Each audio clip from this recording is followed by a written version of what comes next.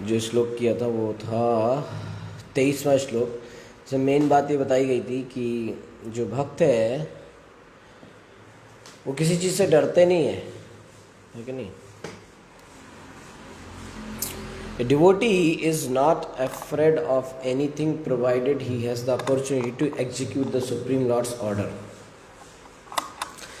यानी कि एक भक्त को अगर कृष्ण भक्ति, कृष्ण की सेवा का अवसर मिल रहा है, कृष्ण की सेवा करने का मौका मिल रहा है, तो उसको फिर किसी चीज़ का डर नहीं है। वो कहीं भी जाके कोई सी भी सेवा करने को तैयार है, उसको कोई डर नहीं है। क्यों? उसे पता है कि कृष्ण की सेवा मुझे मिल रही है। तो 24 से 28 श्लोक में और बाद में एक श्लोक आएगा 34वां, जिसमें प्रियव्रत महाराज के विवाह के बारे में वर्णन आएगा। ठीक है, विवाह, उनके 2 पत्नियां, उनके पुत्र, ये सब मैंने कल बताया था। आज हम 24वां श्लोक करेंगे। अथ च दुहितरम प्रजापतेर विश्वकर्मण उपयेमे बर्हिष्मतीम नाम तस्याम हुवाव आत्मा जानम आत्म समानशील गुण कर्म रूप वीर्योदारांदंश भावायम भूव कन्याम च यवीव सी मूर्जस्वतीम नाम। तो अथ माने तत्पश्चात, च भी, दुहितरम माने पुत्री को, प्रजापते माने प्रजापतियों में से एक की, विश्वकर्मणा विश्वकर्मा नामक, उपयेमे ब्याह लिया, बर्हिष्मतीम बर्हिष्मती को नाम तस्याम उसमें उह, जैसा कि प्रसिद्ध है, वाव आश्चर्यजन, आत्मजान पुत्रों को, आत्म समान अपने ही सदृश, शील चरित्र, गुण कर्म, गुण माने गुण, कर्म माने कर्म, रूप माने सुंदरता, वीर माने बल, उदारान माने जिसकी उदारता, दश माने 10, भावयाम बभू उसके उत्पन्न हुई, कन्याम कन्या, च भी, यवीव सीम सबसे छोटी, ऊर्ज्वस्वतीम ऊर्ज्वस्वती नाम की, नाम माने नाम की। अनुवाद एवं तात्पर्य कृष्ण कृपा श्रीमूर्ति अभय चरणारविंद भक्तिवेदांत गोस्वामी महाराज श्रील प्रभुपाद जी के द्वारा श्रील प्रभुपाद की जय। तदंतर महाराज प्रियव्रत ने प्रजापति विश्वकर्मा की कन्या बर्हिष्मती से विवाह किया। क्या हुआ था कल कि नारद जी के आश्रम से प्रियव्रत जी को ये कहलवा दिया ब्रह्मा जी ने और मनु महाराज ने मिलके। तो ब्रह्मा जी का आदेश भी था, कृष्ण की इच्छा थी कि भाई आप इसको छोड़ के गृहस्थ आश्रम में आ जाओ। तो उसके बाद महाराज प्रियव्रत ने क्या किया कि विश्वकर्मा की जो पुत्री हैं बर्हिष्मती, उनसे विवाह किया। उनसे उनके कितने पुत्र हुए? 10 पुत्र हुए, जो सुंदरता, चरित्र, उदारता तथा अन्य गुणों में उन्हीं के समान थे। उनकी एक पुत्री भी हुई जो सबसे छोटी थी, उसका नाम था ऊर्ज्वस्वती। महाराज प्रियव्रत ने ब्रह्मा का आदेश पालन करने के लिए न केवल राज्य भार स्वीकार किया, बल्कि प्रजापतियों में से एक प्रजापति विश्वकर्मा की पुत्री से भी विवाह किया। चूंकि महाराज प्रियव्रत दिव्य ज्ञान में निष्णात थे, वे चाहते तो घर लौटकर ब्रह्मचारी रहते हुए शासन भार संभालते, किंतु गृहस्थ आश्रम में आकर उन्होंने पत्नी भी स्वीकार की। तो अब इसके आगे गृहस्थ आश्रम का एक अच्छा नियम आ रहा है, उसको समझना चाहिए। ठीक है, तो कह रहे प्रभुपाद जी कि प्रियव्रत महाराज ऐसा भी कर सकते थे कि सिर्फ आके, भाई जिम्मेदारी ये थी कि राज्य कौन संभालेगा। तो राज्य संभालने के लिए वो चाहते तो आके अपना राज्य करते, लेकिन शादी ना करते, कोई जरूरी नहीं थी। लेकिन उन्होंने गृहस्थ आश्रम में आए तो पत्नी को भी स्वीकार किया। तो नियम यह है कि जो गृहस्थ बन जाता है उसे उस आश्रम में पूर्ण रूप से रहना चाहिए। यानी कि नहीं कि आधा गृहस्थ और आधा ये, वो नहीं, पूर्ण रूप से रहना चाहिए, जिसका अर्थ है कि वह अपनी पत्नी तथा बच्चों के साथ शांतिपूर्वक रहे। जब चैतन्य महाप्रभु की प्रथम पत्नी का देहांत हो गया तो उनकी मां ने दूसरा विवाह करने का अनुरोध किया। तो उस समय उनकी आयु कितनी थी? 20 साल, और 24 वर्ष की आयु में वे संन्यास ग्रहण करने जा रहे थे। तो भी अपनी माँ के अनुरोध पर उन्होंने विवाह कर लिया। उन्होंने अपनी माँ से कहा कि जब तक मैं गृहस्थ आश्रम में हूँ मेरी पत्नी होनी चाहिए। गृहस्थ आश्रम का मतलब पत्नी, बिना पत्नी के उसे गृहस्थ नहीं कहा जाएगा, क्योंकि गृहस्थ जीवन का अर्थ घर में ही बने रहना नहीं होता। वास्तविक गृहस्थ जीवन का अर्थ है पत्नी के साथ घर में रहना। ऐसे तो सभी घर में रहते हैं, लेकिन गृहस्थ उसी को कहा जाएगा जो पत्नी के साथ रहता है। नहीं तो फिर वो गृहस्थ नहीं है। क्योंकि ऐसे तो आज घर के अंदर, बिल्डिंग के अंदर तो साधु महात्मा भी रह रहे हैं, तो वो गृहस्थ नहीं है। तो गृहस्थ शब्द का मतलब सीधा सीधा पत्नी से ही होता है। तो इस श्लोक में प्रभुपाद जी कह रहे हैं 3 शब्द उ, हा, वाव, इसका महत्व है। क्या महत्व है? कि इनका प्रयोग आश्चर्य प्रकट करने के लिए हुआ है। प्रियव्रत महाराज ने सन्यास का व्रत ले रखा था, किंतु पत्नी स्वीकार करके पुत्र उत्पन्न करने के सन्यास मार्ग का कोई संबंध नहीं है। व्रत उन्होंने सन्यास का ले रखा था, फिर क्या पत्नी स्वीकार करके पुत्र उत्पन्न करने से सन्यास मार्ग का कोई संबंध नहीं है। ये कार्य तो भोग मार्ग को बताते हैं। सन्यास का व्रत था, पर अभी पत्नी को स्वीकार किया है, बच्चे भी हुए हैं।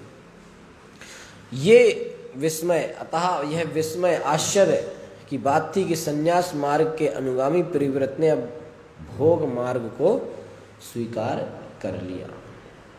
कभी कभी प्रभुपाद जी अपने बारे में बता रहे हैं, कभी कभी मेरी आलोचना इसलिए की जाती है क्योंकि सन्यासी होते हुए भी मैं अपने शिष्यों के विवाह उत्सव में शामिल होता हूँ। प्रभुपाद जी कह रहे हैं यहाँ पर बता दिया जाए कि चूंकि हमने कृष्ण भावनामृत संघ प्रारंभ किया है और मानव समाज में आदर्श विवाह संपन्न होने चाहिए, इसलिए आदर्श समाज की स्थापना के लिए हमें इसके कुछ सदस्यों के विवाह में भाग लेना ही चाहिए, भले ही हमने संन्यास क्यों ना स्वीकार कर रखा हो। अगर हम नहीं जाएंगे तो कौन बताएगा कैसे विवाह कराना है? लोग अपने मन से अपने अपने रीति रिवाज निकाल के विवाह करते रहते हैं। तो जाना चाहिए। प्रभुपाद जी कह, मैं जाऊंगा, कुछ लोगों को सिखा दूंगा, फिर वो गृहस्थ सीख जाएंगे, फिर कोई नहीं जाएगा, पर एक को तो जाना पड़ेगा ना। तो यह उन व्यक्तियों को आश्चर्यजनक प्रतीत हो सकता है जिनकी रुचि चारों सामाजिक आश्रमों तथा चारों आध्यात्मिक आश्रमों की दिव्य प्रणाली, जिसे देव वर्णाश्रम कहते हैं, स्थापित करने में नहीं है। तो भी श्रील भक्ति सिद्धांत सरस्वती ठाकुर ने देव वर्णाश्रम की पुनर्स्थापना करनी चाहिए थी। देव वर्णाश्रम में जन्म से सामाजिक स्तर नहीं स्वीकार किया जाता, क्योंकि भगवत गीता में कहा गया है कि इसके निर्धारक तत्व गुण तथा कर्म है। चातुर्वर्ण मया सृष्टा गुण कर्म विभागसा। भगवान ने गीता में कहा है कि 4 वर्ण यानी कि ब्राह्मण, क्षत्रिय, वैश्य, शूद्र, ये कैसे इनका विभाजन होता है? गुण और कर्म के हिसाब से। जन्म के हिसाब से इसका विभाजन नहीं होता। यानी कि अगर कोई ब्राह्मण है तो कोई जरूरी नहीं है कि उसका पुत्र ब्राह्मण ही हो, और अगर कोई शूद्र है, छोटी जाति का है, तो ये जरूरी नहीं कि उसका पुत्र, उसका बेटा ब्राह्मण नहीं बन सकता। ऐसा कोई जरूरी नहीं। ऐसा नहीं कह सकते कि आपकी माने कि जो पिता की जात है वही बेटे की जात होगी, ऐसा नहीं है। ठीक है, जो उसका वर्ण है ब्राह्मण का, अगर उसने बेटा भी ब्राह्मण का काम कर रहा है तो वो ब्राह्मण है, नहीं तो नहीं है। अश्वत्थामा द्रोण का पुत्र है, लेकिन उसको भागवतम में ब्राह्मण नहीं कहा गया, द्विजबंधु, ब्रह्म बंधु, यानी कि ये ब्राह्मण से रिश्तेदार है। जैसे कोई डॉक्टर साहब हैं, तो डॉक्टर साहब, अब वो डॉक्टर साहब के पास आप जाएंगे तो डॉक्टर को डॉक्टर बोलेंगे ना, कि डॉक्टर के बेटे को भी डॉक्टर बोलेंगे। अच्छा साहब डॉक्टर साहब हैं? नहीं, डॉक्टर साहब तो बाहर गए। क्यों, क्या काम था? बस सर्जरी होनी थी। अच्छा, डॉक्टर साहब का बेटा उनसे करवा दें? हाँ करवा दो, एक ही बात। क्यों? डॉक्टर साहब तो उनका बेटा भी डॉक्टर हो गया। कैसे हो गया? ऐसा नहीं होता। डॉक्टर का बेटा डॉक्टर तभी होगा जब उसने वो डॉक्टर की पढ़ाई करी है, पेपर दिए, एग्जाम दिया है, पास किया है, तब तो होगा, और उसको सरकार से सर्टिफिकेट मान्यता मिली, तब तो डॉक्टर बनेगा। कैसे बन जाएगा? हमारे पिताजी डॉक्टर थे तो हम डॉक्टर हैं, है कि नहीं? और एक बेचारा आदमी रोड पे साइकिल की दुकान खोला है, या जूता होता है ना, मोची जूता सिलता है, जो है जूता सिलने वाला, अब उसका लड़का क्या डॉक्टर नहीं बन सकता? क्यों भाई? तो यही वो बता रहे हैं प्रभुपाद जी की जरूरी नहीं है कि अगर कोई छोटे उसमें है, शूद्र वर्ण में है, तो वो ब्राह्मण का काम नहीं कर सकता। अगर उसमें, क्योंकि विभाजन है गुण और कर्म के हिसाब से, अगर उसमें वो गुण हैं, अगर उसमें वो कर्म अच्छे हैं, तो ब्राह्मण भी कहलाएगा। ठीक है। वाल्मीकि जी ने पहले, वाल्मीकि जी का क्या था पहले का जीवन? डाकू थे। बाद में नारद जी की कृपा मिल गई, नारद जी की कृपा मिली, साधु बन गए, रामायण लिखी। तो भगवान राम ने एक ऐसे व्यक्ति को चुना जो उसका बैकग्राउंड पहले डाकू है, पता नहीं क्या क्या किया होगा, लेकिन आज वो क्या है, भक्त बन गया। तो भगवान राम बोले कि मेरी जो चरित्र लिखना है वो आप लिखिए, है कि नहीं। ये भगवान की महिमा है। तो भगवान ये नहीं देख रहे कि अरे ये तो पहले वो था और इसको नहीं, ऐसा नहीं है। वेद व्यास किसके पुत्र है? दासी के पुत्र है, मछुआरे कन्या के। मछुआरे होते वो कोई ब्राह्मण की बेटा नहीं, मछुआरे की बेटा है कि नहीं। तो उस तरह से देखे मछुआरी कन्या के बेटा वेद व्यास है। और विदुर जी वो भी एक दासी के पुत्र हैं। तो इतिहास में बड़े बड़े भक्त हैं जो इस तरह से भगवान जिनको प्रेम करते हैं। तो जाति और छोटे का इससे कोई मतलब नहीं, भक्ति किसकी कैसी है इससे मतलब होता है कि नहीं। तो एक बार युधिष्ठिर महाराज ने एक यज्ञ करा, तो उस यज्ञ में ये बताया गया, कृष्ण ने कहा कि भाई ये यज्ञ में एक शंख रखा। बोले इस यज्ञ से जब सभी संतुष्ट हो जाएंगे तो ये शंख अपने आप बजेगा। क्या होगा? अगर यज्ञ में सारे वैष्णव, जितने भी भगवान के भक्त हैं, वैष्णव हैं, मेरे प्रिय हैं, सब जब संतुष्ट हो जाएंगे तो ये शंख अपने आप बज जाएगा, और ये शंख अपने आप बज गया तो आपका यज्ञ सफल माना जाएगा। तो युधिष्ठिर महाराज ने सारे जगह से सभी वैष्णवों को बुलाया, उनको बहुत बढ़िया प्रसाद, भोजन, भंडारा सब हुआ वहाँ पे, बहुत अच्छा खिलाया पिलाया, सब लोग बड़े प्रसन्न हुए। युधिष्ठिर महाराज की बड़ी तारीफ की कि आपने बहुत अच्छी सेवा करी, बहुत बढ़िया, बहुत अच्छी बात है। इसके बाद क्या हुआ, वो शंख नहीं बजा। अब सब लोग युधिष्ठिर महाराज के पास आते थे और कहते थे बहुत बहुत बधाई, आपका यज्ञ सफल हुआ, ये वो, बहुत तारीफ करते थे।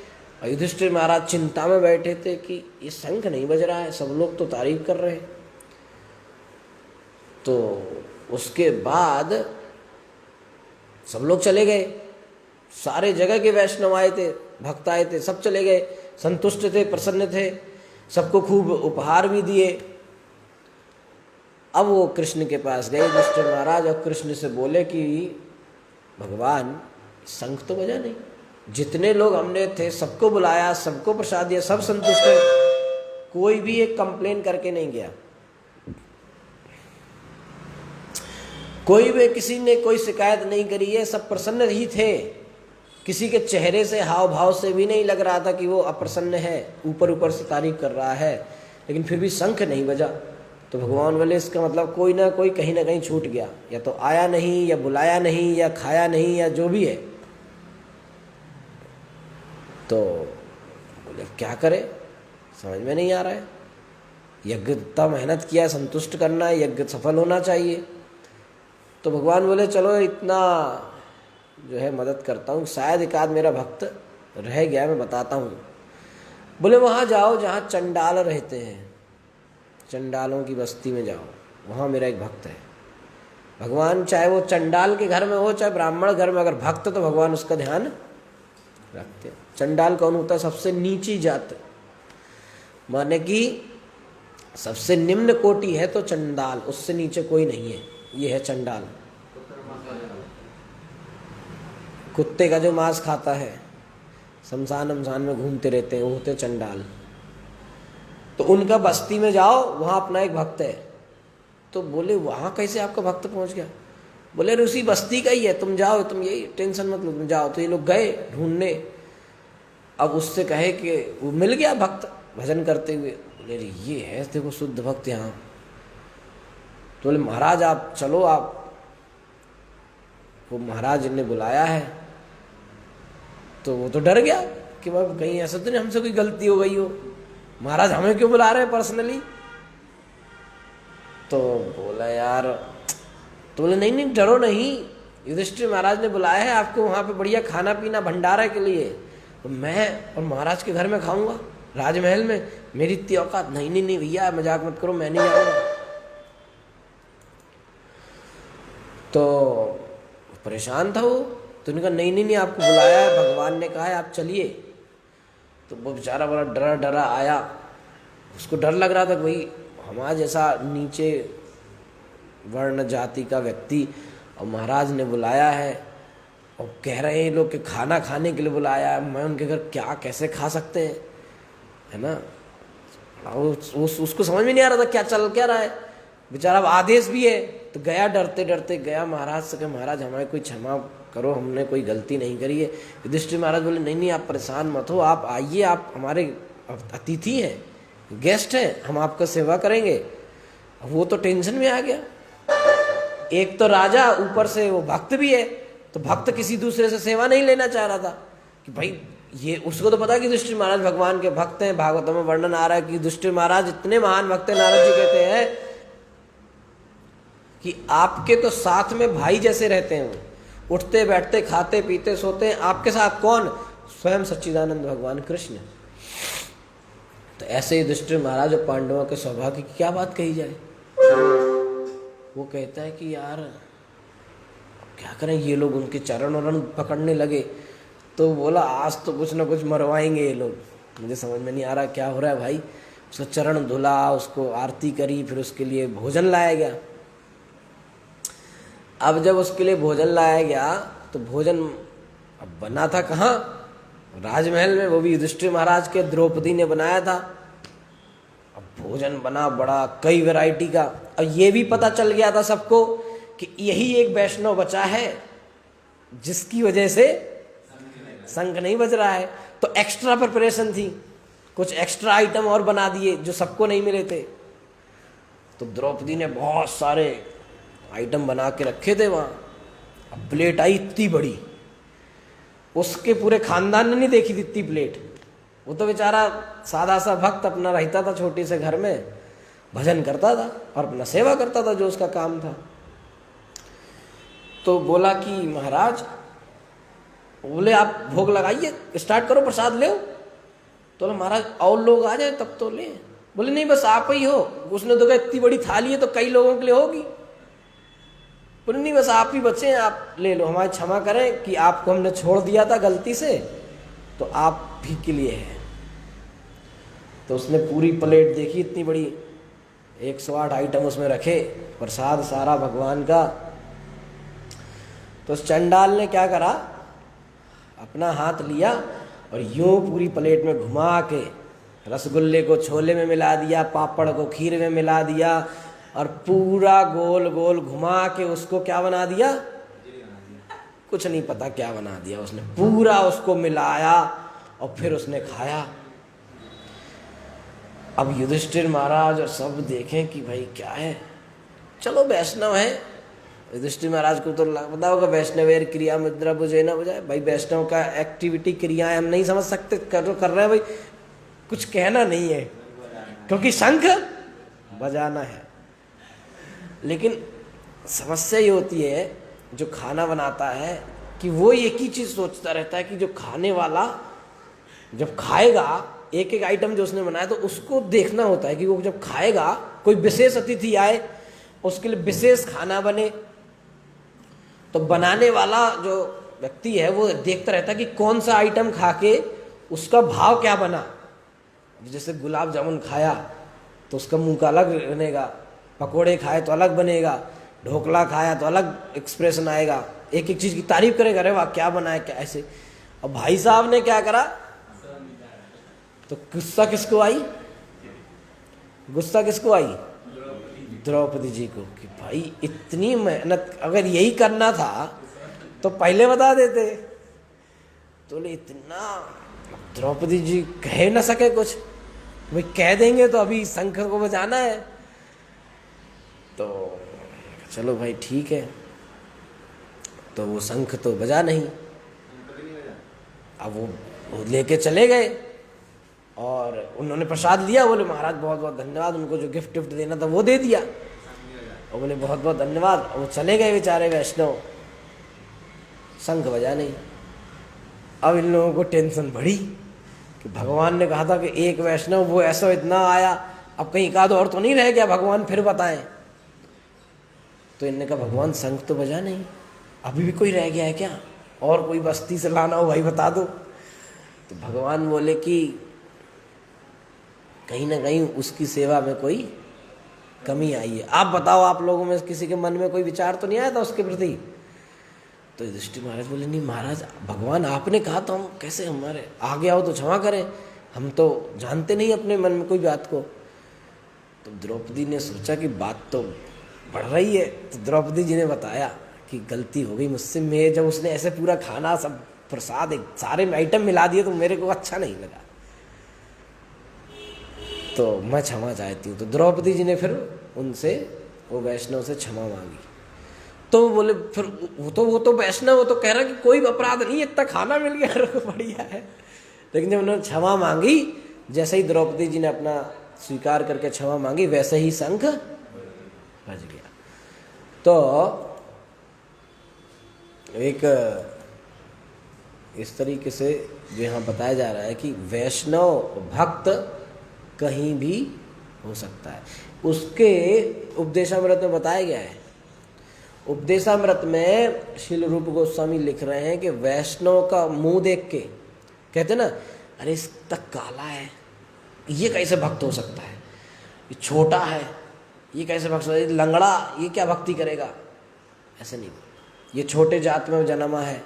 भक्त कोई भी कहीं भी हो सकता है, उसके बाहरी चीजों को देख के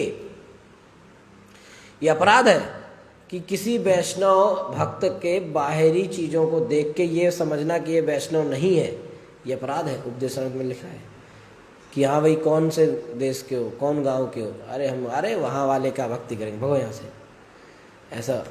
और कोई पहले कोई गलत काम करता था, अब सब छोड़ के अच्छे से शुद्ध भक्ति कर रहा है, तो उसको पुराने कामों की वजह से गालियां देना या कुछ बोलना, ये भी वैष्णव अपराध है। जैसे अब वाल्मीकि जी पहले कुछ किए तो किए, लेकिन अब भक्त हो गए, रामायण लिखी, अब कोई कह रहे अरे इनकी क्या, हम क्या पढ़े, इनने क्या क्या कर्म करे, हमें सब पता है, ऐसे कहते ना, अरे तुम्हारा हमको सब पता है, हमारे साथ जब पढ़ते थे, रहन दो। तो अब वो भक्ति करने लगा है, तो अब बोलेगा तो जो पहले था तो था, अब बोलेगा तो तेरे को क्या लगेगा, वैष्णव अपराध।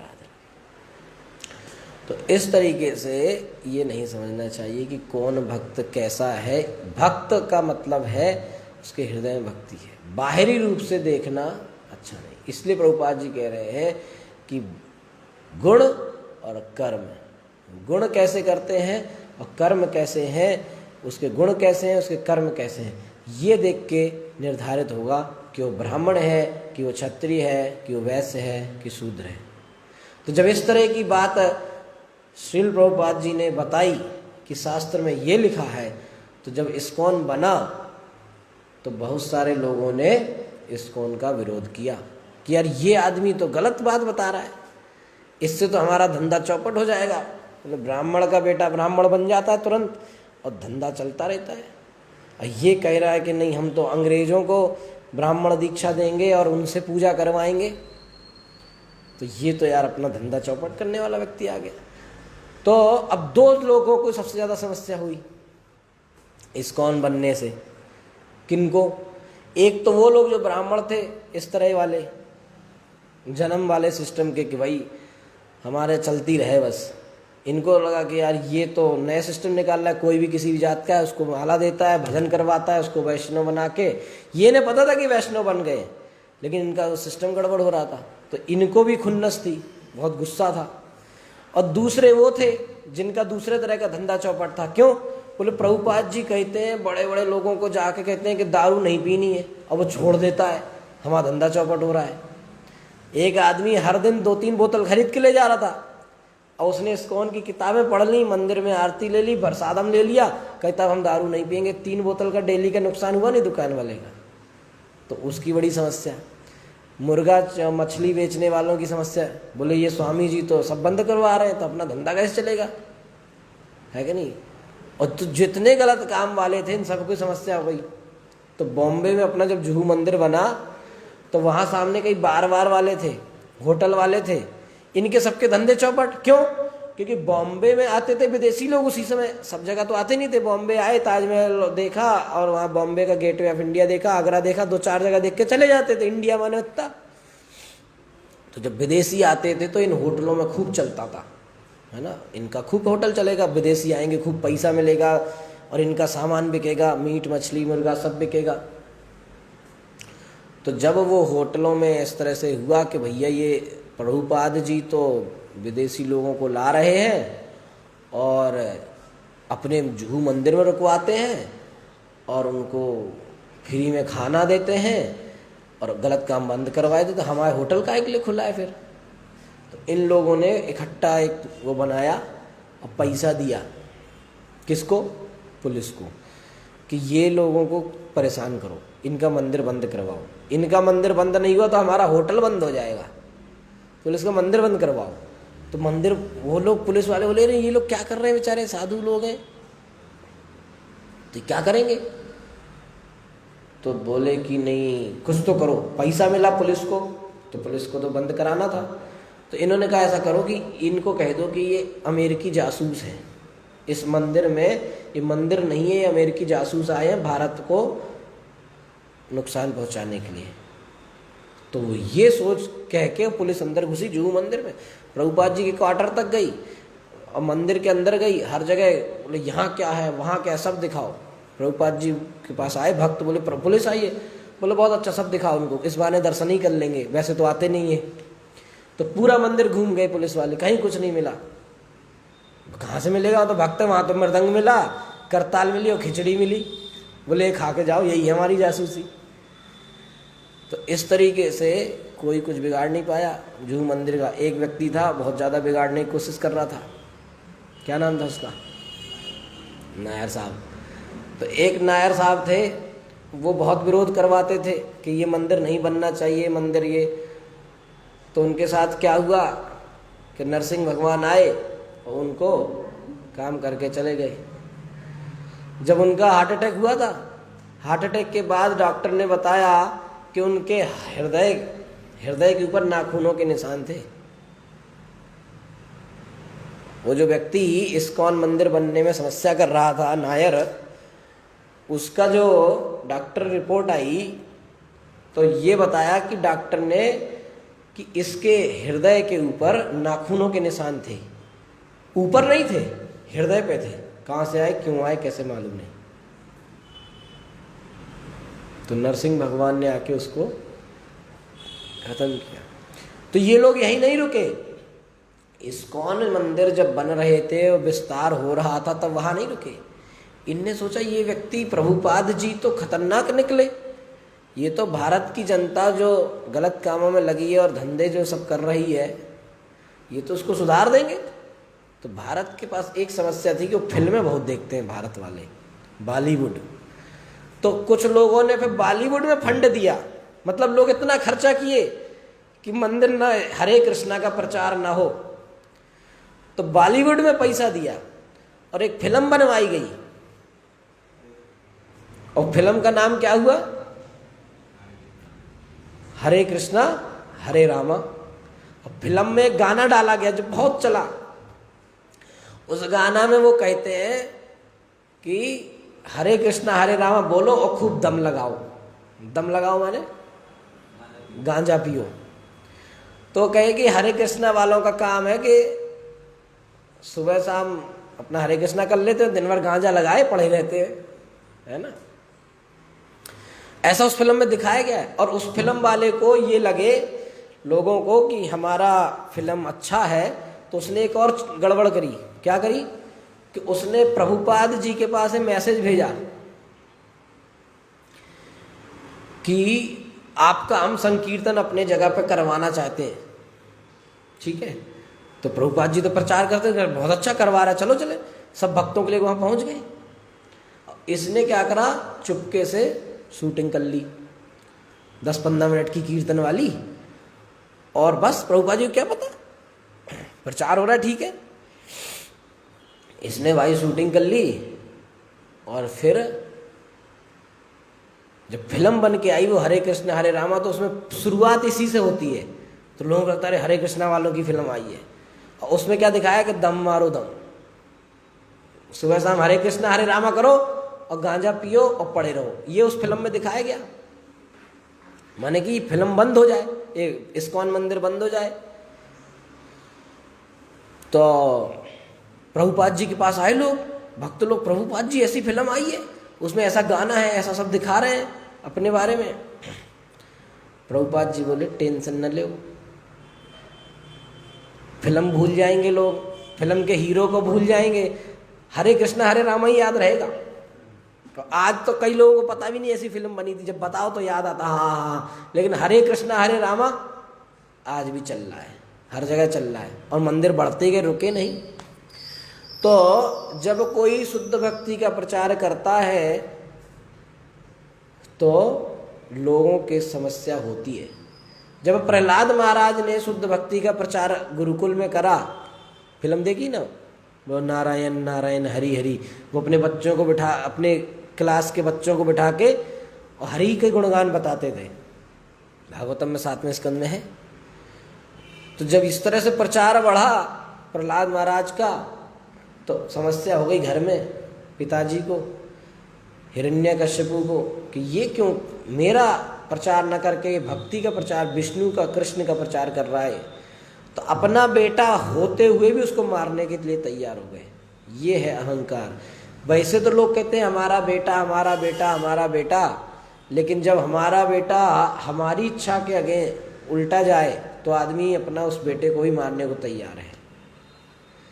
लेकिन जो भगवान कृष्ण की जो भक्ति करता है, उसको चाहे वो कुछ भी हो, कृष्ण सदैव उसकी रक्षा करते हैं। तो प्रभुपाद जी का कोई कुछ नहीं बिगाड़ पाया, प्रहलाद महाराज का कोई कुछ नहीं बिगाड़ पाया, और जो ज़्यादा बिगाड़ रहा था वो खुद ही बिगड़ गया, है कि नहीं। नरसिंह भगवान आए और उसको काम खत्म करके गए, हिरण्यकश्यपु को, है कि नहीं। उसका पेट वेट फाड़ दिया और उससे पूछा होगा बाद में, हाँ भाई हूँ कि नहीं हूँ, तो बोलने लायक कि नहीं बचा था बेचारा, है कि नहीं। तो जो भी कृष्ण भक्ति के प्रचार में बाधा डालेगा, नरसिंह भगवान उसका काम कर देते हैं। तो इस तरीके से प्रभुपाद जी कह रहे हैं कि कृष्ण भावनामृत के लिए उपयुक्त समाज को बनाए रखने के उद्देश्य से इसी देव वर्णाश्रम की सारे विश्व में पुनर्स्थापना की जानी चाहिए। मूर्ख ये देव वर्णाश्रम आना चाहिए कि गुण और कर्म के हिसाब से उसका वर्ण निर्धारित होना चाहिए। ये गीता का संदेश है, लेकिन इस श्लोक को कोई नहीं बताता। ये श्लोक दबा के रख लिया है, क्योंकि ये बताएंगे तो फिर पंडित जी का लड़का पंडित जी कैसे बनेगा, है कि नहीं है। और जो भक्त हैं बेचारे वो आगे नहीं बढ़ पा रहे हैं इसी वजह से, है कि नहीं। तो इस तरीके से मूर्ख आलोचकों के लिए ये आश्चर्यजनक हो सकता है, किंतु कृष्ण भावनामृत संघ के कार्यों में से यह एक कार्य है। प्रभुपाद जी कह रहे हैं कि हमारे इस्कॉन का ये काम है कि हम इस तरह का जो सिस्टम प्रणाली बनाएं। इसीलिए इस्कॉन में आज भी कोई नहीं पूछता है कि आपके जात क्या है, आपके कर्म क्या है और गुण क्या है।